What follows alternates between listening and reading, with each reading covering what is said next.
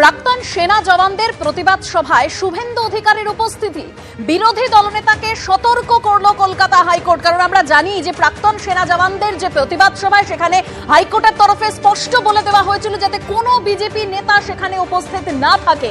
আর এবার সেখানে শুভেন্দু অধিকারীর উপস্থিতি, বিরোধী দলনেতাকে সতর্ক করে দিল কলকাতা হাইকোর্ট। হাইকোর্টে তিরস্কারের মুখে বিরোধী দলনেতা শুভেন্দু অধিকারী। মেয়র রোডে অবসরপ্রাপ্ত সেনার ধর্নায় যোগ দিয়ে বিপাকে। ধর্না মঞ্চে বিজেপির পদাধিকারীদের যাওয়ার নিষেধ। হাইকোর্টের নিষেধাজ্ঞা সত্ত্বেও কেন ধর্না মঞ্চে? বিচারপতির প্রশ্নে ব্যাকফুটে শুভেন্দু। আদালতের নির্দেশ বুঝতে ভুল, এমনটাই সাফাই। শুভেন্দু অধিকারীর আইনজীবীকে বিচারপতি তীর্থঙ্কর ঘোষ বলেন, আদালতের সঙ্গে কারসাজি করলে সমস্যা আছে।